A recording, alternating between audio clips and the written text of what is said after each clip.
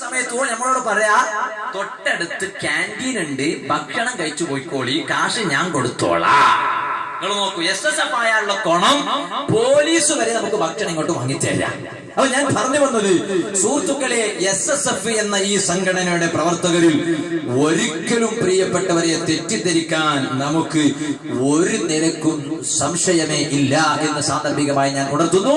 ഞാൻ പറഞ്ഞു വന്നത്, മരിച്ചതിന് ശേഷം നമുക്ക് ഗുണം കിട്ടണോ, അതിനുള്ള സംഘടനയാണ് SSF എന്നത്.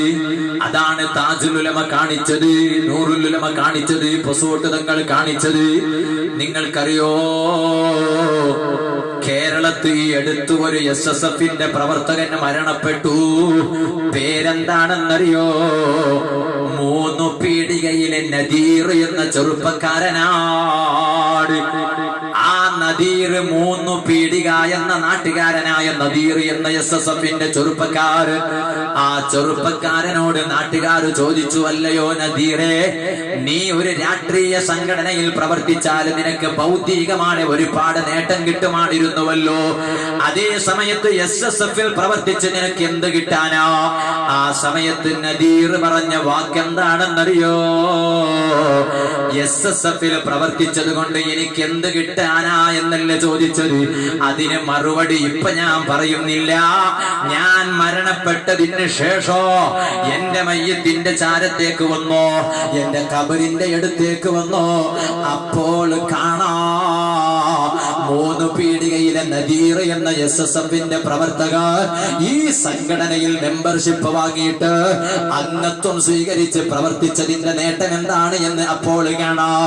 ഈ സംസാരമൊന്ന് ബാക്കി വെച്ചുകൊണ്ട് 3 പീടികയിലെ നദീർ എന്ന SSFന്റെ പ്രവർത്തകർ അല്ലാഹുവിന്റെ വിളിക്കങ്ങ് ഉത്തരം ചെയ്തു പോയി. പക്ഷേ ആ നദീരിന്റെ മയ്യത്തിന്റെ ചാരത്തേക്ക് സാദാത്തുക്കൾ വന്നുപോയി, പർവ്വത സമാനരായ ആലിമീങ്ങൾ വന്നുപോയി, പണ്ഡിത വയോവൃദ്ധ പ്രഭുക്കളായ സമസ്തയിലെ ഒരുപാട് മഹാന്മാരവിടെ വന്നുപോയി, SSFന്റെ പ്രവർത്തകർ വന്നുപോയി, പരിസരത്ത് പഠിച്ചുകൊണ്ടിരിക്കുന്ന സ്ഥാപനങ്ങളിലെ മുത്തഅല്ലിമീങ്ങളും അനാഥ മക്കളും അഗതികളും വന്നുപോയി. അല്ലാഹുവേ, 3 പീടികയിലെ നദീരിന് പുറത്തു കൊടുക്കണേ എന്നങ്ങ് കൈ ഉയർത്തിയിട്ട് ദുആ ചെയ്തു. ഈ വാക്ക് നേരത്തെ പറഞ്ഞു ബാക്കി വെച്ച് നദീറങ്ങ് മരണപ്പെടുന്നു. പക്ഷേ നദീറിന്റെ മയ്യത്തിന്റെ ചാരത്തേക്ക് ധാരാളം സാദാത്തുക്കൾ വന്നു, ആലിമീങ്ങൾ വന്നു. എന്തേ കാരണം? ഈ തങ്ങന്മാർക്ക് നദീറിനെ പരിചയമില്ല. നദീർ 3 പീടിക യൂണിറ്റിലെ പ്രവർത്തകൻ മാത്രമാണ്. പക്ഷേ പരിചയമുള്ളവരും ഇല്ലാത്തവരും വന്നുപോയി. കണ്ടോ ചെറുപ്പക്കാരാ, ഇതുപോലെ ഒരു പ്രവർത്തകരായി ഞങ്ങളും മാറണ്ടയോ? പോരാ, കേരളത്തിലെ മലപ്പുറം ജില്ലയിലെ കൊണ്ടോട്ട് എന്ന പ്രദേശമുണ്ട്. കൊണ്ടോട്ട് ഡിവിഷനിൽപ്പെട്ട ഒരു യൂണിറ്റിന്റെ ജനറൽ സെക്രട്ടറിയായ നസീം അഹമ്മദ് എന്ന ചെറുപ്പക്കാരൻ നിങ്ങൾക്ക് പരിചയമുണ്ടോ? കഴിഞ്ഞ കേരളത്തിന്റെ SSFന്റെ സാഹിത്യോത്സവം നടന്നപ്പോ കണ്ടോ, മലപ്പുറം ജില്ലയുടെ സാഹിത്യോത്സവ് പുത്തനത്താണിയിൽ വെച്ച് നടന്നപ്പോ ജനറൽ വിഭാഗത്തിൽ കലാപ്രതിഭയായി മാറിയ അതാ നസീം അഹമ്മദ് എന്ന ചെറുപ്പക്കാരനാണ്. SSFന്റെ സജീവ പ്രവർത്തകനാണ്. കണ്ടോ, അല്ലാഹുവിന്റെ വിളിക്കങ്ങ് ഉത്തരം ചെയ്തു പോയി. ഒരുപാട് സാദാത്തുക്കൾ മയ്യത്തിന്റെ അടുത്തേക്ക് വന്നുപോയി, ഒരുപാട് ആലിമീങ്ങൾ വന്നുപോയി. ചോദിക്കട്ടെ, നദീർ മരണപ്പെട്ടതുപോലെ നമുക്ക് വന്ന് മരിക്കണ്ടയോ ചെറുപ്പക്കാരെ? നസീം അഹമ്മദ് എന്ന ചെറുപ്പക്കാരൻ മരണപ്പെട്ടതുപോലെ, ഓ വാള കേൾക്കുന്ന ചെറുപ്പക്കാരെ, മസിൽ പവറുള്ള ചെറുപ്പക്കാരെ, രക്തത്തിന്റെ പവറുള്ള ചെറുപ്പക്കാരെ, നമുക്ക് വന്ന് മരിക്കണ്ടയോ? അതുകൊണ്ട് SSFൽ അംഗത്വം സ്വീകരിച്ച് നമുക്കൊന്ന് മരിക്കാൻ കഴിയണോ? ഈ സദസ്സ് ഭംഗിയാക്കി തന്ന എന്റെ കാരണവന്മാരോട് ഞാൻ പറയട്ടെ, വാള കേൾക്കുന്ന ഉമ്മമാരോട് പറയട്ടെ, നിങ്ങളതാ നിങ്ങളുടെ മകൻ SSFന് വേണ്ടി പ്രവർത്തിക്കുമ്പോ ചിലപ്പോ രാത്രി സമയത്ത് വൈകി വരുന്നത് ഏകദേശം കണ്ടോ 12 മണി കഴിഞ്ഞിട്ടായിരിക്കും. കാരണം എന്താണ്? ഇപ്പോൾ പ്രതിഭോത്സവത്തിന്റെ പരിപാടികൾ നടക്കുകയാണ്. നമ്മുടെ തമ്പിനമക്കയിൽ ദാറുൽ ഹുദ എന്ന സ്ഥാപനത്തിനാണ് അടുത്ത് വെച്ച് പ്രതിഭോത്സവം എന്നാണ് ഞാൻ മനസ്സിലാക്കുന്നത്. അല്ലാഹു അതൊക്കെ നമ്മിൽ നിന്ന് കബൂൽ ചെയ്യുമാറാവട്ടെ. ഞാൻ പറഞ്ഞു വന്നത്, ആ പ്രതിഭോത്സവിന്റെ മീറ്റിംഗ് കഴിഞ്ഞിട്ടായിരിക്കും നിങ്ങളുടെ മകൻ വീട്ടിലേക്ക് മടങ്ങുന്നത്. ആ മടങ്ങുന്ന സമയത്ത് നിങ്ങളെ മകനെ ശകാരിക്കണ്ട. കാരണം അവൻ നാളെ ആഖിറത്തിലേക്ക് നിങ്ങൾക്കുള്ള സ്വത്താണ് ഉമ്മ, നിങ്ങൾക്കുള്ള സ്വത്താണ് കാരണവന്മാരെ.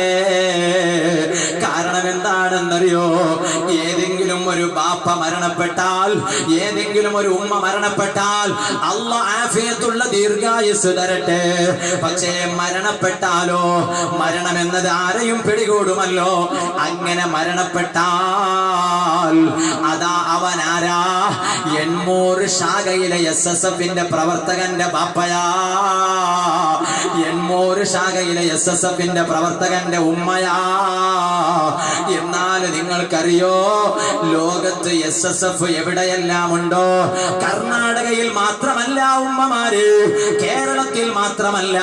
ഇപ്പൊ നിങ്ങൾ കണ്ടോ, ഓൾ ഇന്ത്യ MSO മുസ്ലിം സ്റ്റുഡൻസ് ഓർഗനൈസേഷൻ, കേരളവും കർണാടകവും ഗുജറാത്തും വെസ്റ്റ് ബംഗാളും ബീഹാറും മധ്യപ്രദേശും ആന്ധ്രാപ്രദേശും ഉത്തർപ്രദേശും എല്ലാ സ്ഥലങ്ങളും ഒന്നിച്ചു കൂട്ടിയിട്ട് MSO, SSFന്റെ വേറെ ഒരു പേരാണ് MSO. പോരാ, ഇവിടെ മാത്രമല്ല, നേരത്തെ ഇവിടെ പറഞ്ഞപ്പോ KCF എന്ന ഒരു ശബ്ദം കേട്ടു. എനിക്കത് കേൾക്കുമ്പോഴേക്ക് ആവേശം തോന്നുകയാ. കാരണം എന്താണ്? ഇന്ന് അൽഹംദുലില്ലാഹ് UAEയിൽ മാത്രമല്ല, സൗദി അറേബ്യയിലും ഖത്തറിലും കുവൈത്തിലും ഒമാനിലും, എന്തിനേറെ പറയണം, ക്ലീനസ്റ്റ് കൺട്രി എന്ന പേരിൽ അറിയപ്പെടുന്ന മലേഷ്യയിൽ വരെ KCF സജീവമായി പ്രവർത്തിക്കുന്നു. അത് SSFന്റെ മറ്റൊരു സംഘടനയാണ്. പോരാ, ഇത്തവണ ഹജ്ജിന് പോയവരെന്റെ സദസ്സിലുണ്ടോ എന്ന് എനിക്കറിയില്ല. ഹജ്ജിന് പോയവരാണെങ്കിൽ ഒരിക്കലും KCFകാരെ മറക്കാനില്ല. എന്തേ? കാരണം അവിടെ പോയി വണ്ടി ഇറങ്ങുമ്പോ നിങ്ങളെ വേഗം പിടിച്ച് സ്വീകരിക്കാൻ കാത്തിരുന്നവനാരാ? SSFന്റെ സഹോദര സംഘടനയായ KCFന്റെ പ്രവർത്തകനാണ് ഉമ്മ, KCFന്റെ പ്രവർത്തകനാണ് ബാപ്പ. പോരാ, നിങ്ങൾക്ക് അവിടെ പനി പിടിച്ച് ടെന്റിലങ്ങ് കഴിയുമ്പോ നിങ്ങളെ അടുത്തേക്ക് ഗുളിക കൊണ്ടുവന്ന്, നിങ്ങൾക്ക് ചൂടുവെള്ളം കൊണ്ടുതന്ന്, നിങ്ങൾക്ക് വേണ്ട എല്ലാ സൗകര്യം ചെയ്തു തന്നത് SSFന്റെ സഹോദര സംഘടനയായ KCFന്റെ പ്രവർത്തകരാണ് കേട്ടോ. ആ ഹജ്ജിന്റെ സേവകരായി അവർ രംഗത്ത് വന്നപ്പോ സൗദി അറേബ്യയുടെ മെഡിക്കൽ ഡിപ്പാർട്ട്മെന്റിന്റെ സർട്ടിഫിക്കറ്റ് KCFന്റെ സംഘടനാ നേതാക്കൾക്ക് അവിടെയുള്ള ഭരണകൂടം കൈമാറിക്കൊടുത്തു. ഇതുപോലെയുള്ള സംഘടനയിൽ നിങ്ങളുടെ മക്കളെ മെമ്പർഷിപ്പ് ആക്കണമെന്ന് മാത്രം ഈ സമയത്ത് ഉണർത്തി. അങ്ങനെയായാൽ നിങ്ങൾ മരണപ്പെട്ടു എന്ന് ചൊല്ലിയാൽ നിങ്ങൾക്ക് തഹ്ലീൽ ചൊല്ലുന്നു. കർണാടകയിൽ നേരത്തെ സലാം ഉസ്താദ് പറഞ്ഞില്ലേ, ഒരുപാട് യൂണിറ്റുകളിൽ അങ്ങ് തഹ്ലീൽ ചൊല്ലുന്നു. കേരളത്തിൽ ചൊല്ലുന്നു, പഞ്ചാബിൽ ചൊല്ലുന്നു, സൗദിയിൽ ചൊല്ലുന്നു, മക്കയിലും മദീനയിൽ വരെ. എൺമൂരിൽ മരണപ്പെട്ട SSFന്റെ പ്രവർത്തകന്റെ ബാപ്പാക്ക് വേണ്ടി അവിടെ വെച്ച് മയ്യത്ത് നിസ്കാരം നടക്കുന്നു. ഈ സൗഭാഗ്യം വേണോ? നിങ്ങളെ മക്കളെ SSFൽ ചേർത്ത് പ്രവർത്തിപ്പിക്കുക. ഇനി എന്റെ വാല് കേൾക്കുന്ന കാരണവന്മാർക്ക് വിഷമം വേണ്ട. ഉസ്താദെ, നേരത്തെ തന്നെ പറഞ്ഞിരുന്നുവെങ്കിൽ ഞാനും ഒരു SSFന്റെ പ്രവർത്തകനാകുമായിരുന്നുവല്ലോ. അതേ സമയത്ത് നമ്മുടെ സലാം ഉസ്താദ് നേരത്തെ സൂചിപ്പിച്ചു, ഇതിൽ പ്രവർത്തിക്കാനുള്ള അവസരം 38 വയസ്സ് മാത്രമാണ്. എനിക്കിപ്പോൾ 42 അപ്പൊ എനിക്കും തഹ്ലീൽ കിട്ടണം, എനിക്കും ഖുർആൻ ഓത്ത് കിട്ടണം, എന്റെ മയ്യത്തിന്റെ അടുത്തേക്കും ആലിമീങ്ങൾ വരണോ. നിങ്ങൾ ഒരിക്കലും കുണ്ഠിതപ്പെടേണ്ടതില്ല. കാരണം മഹാന്മാരെ, SSFന്റെ ജ്യേഷ്ഠ സഹോദര സംഘടനയായ SYS ഉണ്ട്, സുന്നി യുവജന സംഘമുണ്ട്. അതിൽ മരിക്കുന്നത് വരെ നിങ്ങൾക്ക് പ്രവർത്തിക്കാം കേട്ടോ. ആ സംഘടന ഇപ്പൊ അൽഹംദുലില്ലാഹ് ബഹുമാനപ്പെട്ട ഹസൻ സഖാഫി ഉസ്താദിന്റെ നേതൃത്വത്തിൽ ബെല്ലാരയിൽ പ്രവർത്തിക്കുന്നുണ്ട്. നിങ്ങളുടെ നാട്ടിലും അത് സജീവമാക്കണോ? അതിന് ബഹുമാനപ്പെട്ട സുലൈമാൻ സഖാഫി ഉസ്താദിനോട് ബന്ധപ്പെടണോ? അദ്ദേഹം നിങ്ങളോട് ഇങ്ങോട്ട് മെമ്പർഷിപ്പ് വാങ്ങാൻ വേണ്ടി വരരുത്, മറിച്ച് നിങ്ങൾ തന്നെ അങ്ങോട്ട് പോയി പറയണോ, ഉസ്താദെ എനിക്കൊന്ന് വേണം, എനിക്കൊന്ന് വേണം, എനിക്കൊന്ന് വേണം. അല്ലാഹു തൗഫീഖ് ചെയ്യട്ടെ. ഞാൻ എന്റെ സംസാരം നിർത്തുന്നു. ഒരു 2 മിനിറ്റ് ഒന്ന് എഴുന്നേറ്റ് നിൽക്കുമോ? അവിടെ തന്നെ നിന്നോ. 2 മിനിറ്റ് ഒന്ന് എഴുന്നേറ്റ് നിന്നോ. നമുക്കൊരൽപ്പം തഹ്ലീൽ ചൊല്ലി പോകണം. ബഹുമാനപ്പെട്ട പസോട്ട് നിങ്ങൾ അനുസ്മരണ പരിപാടിയാണ്. ഒരൽപ്പം തഹ്ലീൽ ചൊല്ലണം. എന്നിട്ട് നമുക്ക് ദുആ ചെയ്യണം. എന്നിട്ട് ബഹുമാനപ്പെട്ടവരുടെ പേരിൽ ഇവിടെ തബറുക്ക് ഭക്ഷണ വിതരണമുണ്ട്, അതും കൂടി സ്വീകരിക്കണം. അല്ലാഹു അതെല്ലാം നമ്മിൽ നിന്ന് ഖബൂൽ ചെയ്യട്ടെ. ഞാൻ പറയട്ടെ, ഓ SSFന്റെ പ്രവർത്തകന്മാരെ, SYSന്റെ പ്രവർത്തകന്മാരെ, വാള് കേൾക്കുന്ന ഉമ്മമാരെ, സഹോദരിമാരെ, ഒരുപാട് വിഷമങ്ങളുണ്ടല്ലേ, ഒരുപാട് പ്രയാസങ്ങളുണ്ടല്ലേ. എന്നാൽ പറയട്ടെ, സംഘടനയുടെ മാലയിൽ പിടിച്ചു തൂങ്ങുന്ന പ്രവർത്തകന്മാരെ, നിങ്ങൾ എല്ലാ ദിവസവും കിടന്നുറങ്ങുന്നതിനു മുമ്പ് ഒരൊറ്റ ദിവസവും ബാക്കി വെക്കാതെ നമ്മിൽ നിന്ന് മരണപ്പെട്ടു പോയ മഹാന്മാര് താജുൽ ഉലമ ഇല്ലെങ്കിൽ ഞങ്ങൾ ഈ സ്റ്റേജിലുണ്ടോ? പൊസോട്ട് തങ്ങളില്ലെങ്കിൽ ഞങ്ങൾ ഈ നിലക്കുണ്ടോ? നൂറുൽ ഉലമ MA ഉസ്താദ് ഇല്ലെങ്കിൽ ഇതുപോലെ മദ്രസകളുണ്ടോ? നമ്മുടെ എൻമൂരിൽ മദ്രസയില്ലേ? മംഗലാപുരത്ത് മദ്രസയില്ലേ? വെള്ളാറയിൽ മദ്രസയില്ലേ? ഈ മദ്രസ പ്രസ്ഥാനം എന്ന ആശയം അതാ ജനങ്ങൾക്ക് മുന്നിൽ അവതരിപ്പിച്ചതാരാ? ഒരൊറ്റ പേരെ പറയാനുള്ളൂ.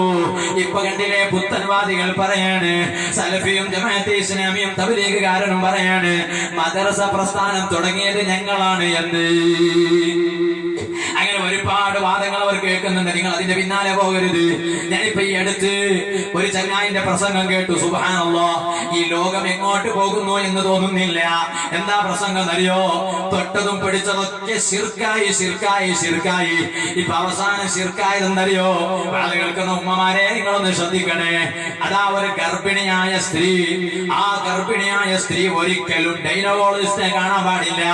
വാക്സിനേഷൻ കൊടുക്കാൻ വേണ്ടി ഒരിക്കലും ലേഡി ഡോക്ടറെ കാണാൻ പാടില്ല. കാരണം എന്താണ്? അവൾ ചോദിക്കേണ്ടത് അല്ലാഹുവിനോട് മാത്രമാണ്. അല്ലാഹ് തരുമെന്ന് അവൾക്ക് ഉറപ്പില്ലേ? അല്ലാഹ് വേണ്ട മരുന്നൊക്കെ കുട്ടിക്ക് ഉള്ളിൽ കൊടുക്കുമെന്ന് അവൾക്ക് ഉറപ്പില്ലേ? ഉറപ്പില്ലാഞ്ഞിട്ടാണല്ലോ ഡോക്ടറിന്റെ അടുത്ത് പോകുന്നത്. അതുകൊണ്ട് ഗർഭിണിയായ ഒരു സഹോദരി ഡോക്ടറിനെ സമീപിച്ചാൽ ഈ ചങ്ങായി പ്രസംഗിക്കുമ്പോ പറയാണ്, ഞാൻ എന്റെ തലയൊന്ന് താഴ്ത്തി വെച്ചു. ഖുർആൻ അറിയാത്ത ചില കള്ളന്മാര്, സുന്നത്തറിയാത്ത ചില കള്ളന്മാര്, ഇമാമിങ്ങളെ കിതാബ് വായിക്കാൻ അറിയാത്ത ചില കള്ളന്മാര്, ഞാൻ പറയട്ടെ എന്ന് പറഞ്ഞ് ഇവൻ ആരാണ്ടോ പറയാ. ഇവർക്ക് എന്ത് അധികാരമാണ് അല്ലാഹ് കൊടുത്തിട്ടുള്ളത്? ഏത് സംഘടനയാണ് ഇവർക്ക് അധികാരം കൊടുത്തിട്ടുള്ളത്? ദീനിന്റെ നിയമങ്ങൾ ഇവിടെ പറയേണ്ടത് ആലിമീങ്ങളാണ്. അതിന് ബഹുമാനപ്പെട്ട റഈസുൽ ഉലമ സുലൈമാൻ ഉസ്താദിന്റെ നേതൃത്വത്തിൽ, ബഹുമാനപ്പെട്ട കാന്തപുരം ഉസ്താദിന്റെ നേതൃത്വത്തിൽ ഇവിടെ പറയാൻ പണ്ഡിത സഭയുണ്ട് കേട്ടോ. കർണാടകത്തിൽ അത്, കർണാടകയിൽ അത് പറയാൻ ബഹുമാനപ്പെട്ട ബേക്കൽ ഉസ്താദ് നേതൃത്വം നൽകുന്ന, മാണി ഉസ്താദ് നേതൃത്വം നൽകുന്ന, അബ്ബാസ് ഉസ്താദ് നേതൃത്വം നൽകുന്ന ധാരാളം പണ്ഡിതന്മാരുണ്ട് കേട്ടോ. ഈ ചങ്ങായി പ്രസംഗിക്കുമ്പോ പറയാണ്, എന്റെ അഭിപ്രായം അനുസരിച്ച് സ്ത്രീകളോട് പറയാ, നിങ്ങൾ ഒരിക്കലും ഗർഭിണികളായ ഡോക്ടറെ അടുത്ത് പോകാൻ പാടില്ല, ശിർക്കാണ്. സുബ്ഹാനല്ലാഹ്, പ്രസംഗം ഇപ്പോഴും നമ്മുടെ കയ്യിലാണ്. ഞാനിപ്പോ അതിലേക്ക് കടക്കുന്നില്ല. ഞാൻ പറഞ്ഞത് അങ്ങനെയുള്ള പുതിയ പുതിയ വാദങ്ങൾ കേട്ട് വരികയാണ്. എന്റെ പ്രിയപ്പെട്ടവരെ, ആ മദ്രസ പ്രസ്ഥാനത്തിന് നേതൃത്വം നൽകിയത് ബഹുമാനപ്പെട്ട MA ഉസ്താദ് മാത്രമാണ്. എന്നാൽ അവരില്ലെങ്കിൽ ഞങ്ങൾ ഇതുപോലെയില്ല. ഞങ്ങളുടെ നാട്ടിൽ ദീനില്ല. താജുൽ ഉലമ കർണാടകയിൽ വന്നില്ലെങ്കിൽ 60 കൊല്ലങ്ങളിലേറെ ചരിത്ര പൈതൃകങ്ങൾ അന്തിയുറങ്ങുന്ന ഉള്ളാളത്ത് ദർസ് നടത്തിയില്ലായിരുന്നെങ്കിൽ ഇന്ന് എണ്ണൂരിൽ ദീനുണ്ടോ, എന്നെ ചിക്കമാംഗ്ലൂരിൽ ദീനുണ്ടോ, മംഗലാപുരത്ത് ദീനുണ്ടോ, ആലിമ്യങ്ങളുണ്ടോ? അതുകൊണ്ട് ഞാൻ പറയട്ടെ, അവരോട് നമുക്ക് എപ്പോഴും ഒരു ബന്ധം വേണം.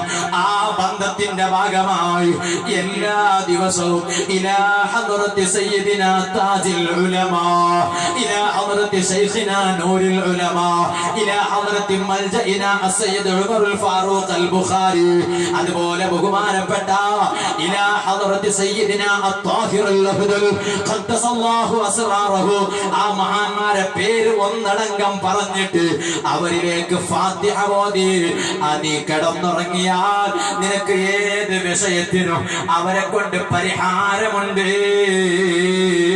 ബഹുമാനപ്പെട്ട നൂറുദ്ദീൻ അൽ ഹൈസമി റളിയല്ലാഹു അൻഹു മജ്മുഉ സവാഇദ് എന്ന് പറയുന്ന ഒരു കിതാബിൽ ഒരു സംഭവം രേഖപ്പെടുത്തിയിട്ടുണ്ട്. ഒരു ചെറിയ സംഭവമാണ്, അത് പറഞ്ഞ് ഞാൻ നിർത്തട്ടെ. മൂസാ നബി അലൈഹിസ്സലാമിനോട് അല്ലാഹ് പറഞ്ഞു, മൂസാ നബിയെ നിങ്ങൾ സമുദ്രം വിട്ട് കടന്നോ, സമുദ്രം വിട്ട് കടന്നോ എന്ന് മൂസാ നബിയോട് അല്ലാഹ് പറയാണ്.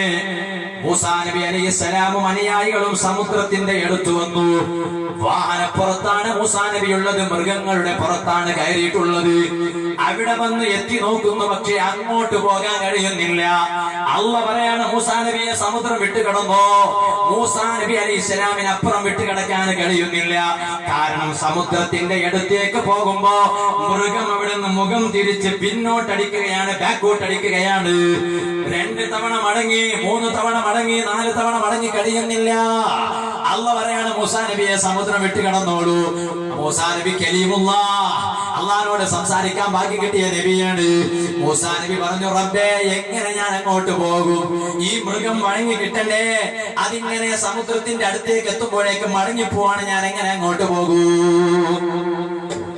മൂസാ നബി അലൈഹിസ്സലാം പറഞ്ഞു, യൂസുഫ് നബി അലൈഹിസ്സലാമിന്റെ ശരീരം നിങ്ങളുടെ ശരീരത്തിൽ ചുമന്നുകൊണ്ട് പോകണം. ഇമാം നൂറുദ്ദീൻ ഹൈസമി റളിയല്ലാഹു അൻഹു മജ്മുഉ സവാഇദ് എന്ന കിതാബിൽ ഈ സംഭവം രേഖപ്പെടുത്തിയിട്ടുണ്ട്. കൻസുൽ ഉമാൽ എന്ന ഗ്രന്ഥത്തിൽ ഈ സംഭവം രേഖപ്പെടുത്തിയിട്ടുണ്ട്. യൂസുഫ് നബി അലൈഹിസ്സലാമിന്റെ ശരീരം ചുമന്നുകൊണ്ട് നിങ്ങൾ പോകണം, എന്നാൽ നിങ്ങൾക്ക് അങ്ങോട്ട് പോകാൻ കഴിയോ? അതായത് നിങ്ങൾ വലിയ മഹാനാണ്, നബിയാണ്, ഉലുൽ അസ്മിൽപ്പെട്ട ആളാണ്, കലീമുല്ലാഹ് എന്ന സ്ഥാനപ്പേരുള്ള ആളാണ്. എന്നാലും നിങ്ങൾ ഇത് കിടക്കണമെങ്കിൽ വേറെ ഒരു മഹാനെ കൂട്ടിപ്പിടിച്ചു പോകണം. ഇനിയിപ്പോ സാധാരണക്കാരായ ഒന്നും കൊള്ളാത്ത ഞങ്ങൾ പറയേണ്ട ആവശ്യമുണ്ടോ? മൂസാ നബിയോടാണ് അല്ലാഹ് പറയുന്നത്, ഈ പ്രയാസം വിട്ടുകിടക്കണമെങ്കിൽ യൂസുഫ് നബിയാകുന്ന വലിയ മഹാനെ നിങ്ങൾ ശരീരത്തിൽ ചുമന്നു കൊണ്ടുപോകണം. നിങ്ങൾ വലിയ മഹാനാണ്, ഒരു സംശയമില്ല. ഈ പ്രയാസം കിടക്കണമെങ്കിൽ നിങ്ങൾ യൂസുഫ് നബി അലൈഹിസ്സലാമിന്റെ ശരീരം ചുമന്നു കൊണ്ടുപോകണം. അപ്പൊ മൂസാ നബി അലൈഹിസ്സലാം ചോദിച്ചു, റബ്ബേ ഐന ഖബറുഹു? മൂസാ നബി അലൈഹിസ്സലാം വഫാത്തായിട്ട് കുറെ കാലല്ലേ, എവിടെയാണ് യൂസുഫ് നബി അലൈഹിസ്സലാം വഫാത്തായിട്ട് കുറെ കാലമായില്ലേ, എവിടെയാണ് യൂസുഫ് നബി അലൈഹിസ്സലാമിന്റെ ഖബറുള്ളത്? അപ്പൊ നോക്കുമ്പോ ഒരാൾക്കും അറിയുന്നില്ല യൂസുഫ് നബിന്റെ ഖബർ എവിടെയാണെന്ന് ആർക്കും അറിയില്ല. അപ്പൊ ഒരാൾ വന്ന് പറഞ്ഞു, മൂസാ നബിയെ, ഇവിടെ ഒരു വയസ്സത്തിയായ ഉമ്മയുണ്ട്. ആ ഉമ്മാക്കറിയാം യൂസുഫ് നബി അലൈഹിസ്സലാമിന്റെ ഖബർ എവിടെയാണുള്ളത്. ആ വയസ്സത്തിയായ ഉമ്മാനെ വിളിച്ചു. നിങ്ങളെ വിളിക്കുന്നുണ്ട് കലീമുല്ലാഹി മൂസാ അലൈഹിസ്സലാം. ആ ഉമ്മ വന്നു. മൂസാ നബി ചോദിച്ചു, ഉമ്മ എവിടെയാണ് യൂസുഫ് നബി അലൈഹിസ്സലാമിന്റെ ഖബറുള്ളത്? ഉമ്മ പറഞ്ഞു, പറയൂല. പറയൂല പറയൂല എനിക്ക് പറയണം, പറയൂല. അല്ല, ഞാൻ അത് തരാം, ഇത് തരാം. പിന്നെ രണ്ടാമത്തെ കമ്പനി അങ്ങനെയാണല്ലോ, എന്താ ഞാൻ അത് തരാം, മറ്റേ തരാം, ഇത്ര കാശ് തരാം, മറ്റേ കാശ് തരാം. പറഞ്ഞു, കാശ് വേണ്ട, ദിർഹം വേണ്ട, ദീനാർ വേണ്ട, സ്വർണം വേണ്ട, വെള്ളി വേണ്ട. അസ്അലുക്കൽ ജന്ന. ഞാൻ എവിടെയാണ് യൂസുഫ് നബി അലൈഹിസ്സലാമിന്റെ ഖബറുള്ളത് ഞാൻ പറയാ, പക്ഷേ നിങ്ങൾ എനിക്ക് സ്വർഗം തരുമോ? സ്വർഗം തരുമോ എന്ന് ചോദിച്ചപ്പോ മൂസാ നബി അലൈഹിസ്സലാം ചോദിച്ചു, ഉമ്മ അതല്ലാത്ത വേറൊന്ന് ചോദിച്ചുകൂടെ?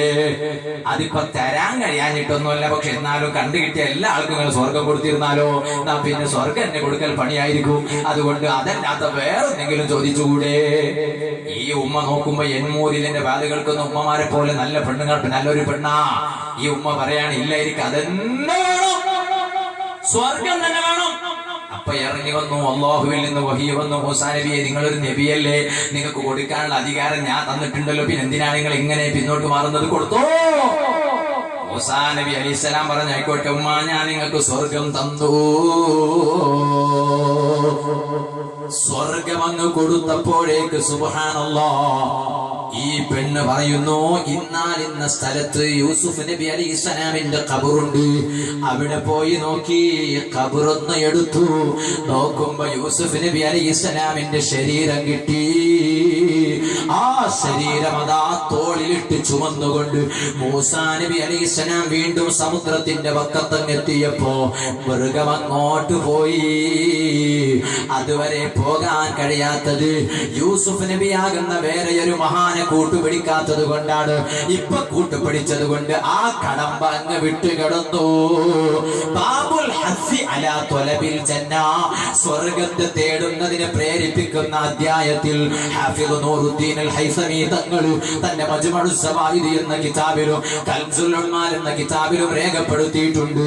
അതുകൊണ്ട് പ്രിയപ്പെട്ടവരെ, മൂസാ നബി വലിയ മഹാനായിട്ട് പോലും ആ സമുദ്രം അങ്ങ് വിട്ടുകിടക്കാൻ യൂസുഫ് നബിയാകുന്ന വേറെയൊരു മഹാനെ പിടിച്ചില്ലയോ?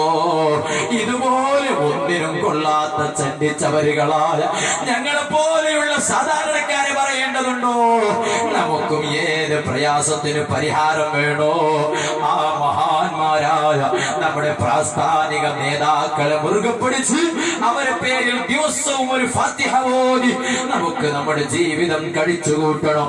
അർഹമുർ റഹീമീനായ റബ്ബേ, സാധുക്കളായ നമുക്കതിന് തൗഫീഖ് ചെയ്യണം റഹ്മാനേ.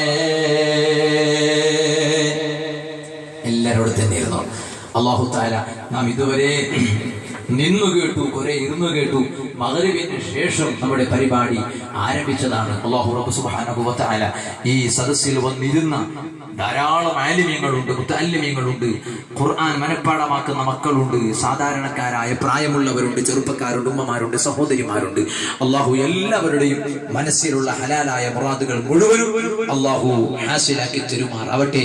സഹോദരന്മാരെ, ഇൻഷാ അല്ലാഹ് നമുക്കൊരൽപ്പം തഹ്ലീൽ ചൊല്ലണം. ബഹുമാനപ്പെട്ട പൊസോട്ട് തങ്ങളുടെ പേര് ഉൾപ്പെടെ നമ്മുടെ മഹാന്മാരായ സാദാത്തുക്കളുടെ പേരിലും ആലിമീങ്ങളുടെ പേരിലും അതുപോലെ നമ്മുടെ കുടുംബത്തിൽ മരണപ്പെട്ടു പോയ ധാരാളം ആളുകൾ, ഈ നാട്ടുകാരും പുറം നാട്ടുകാരും, അങ്ങനെ പലരും ഉണ്ട്. അവർക്കൊക്കെ വേണ്ടിയിട്ട് നമുക്കൊരൽപ്പം തഹ്ലീൽ ചൊല്ലണം ഇൻഷാ അല്ലാഹ്. എന്നിട്ട് ഇവിടെ ബഹുമാനപ്പെട്ട ഉസ്താദുമാർ ദുആ ചെയ്ത് തരും.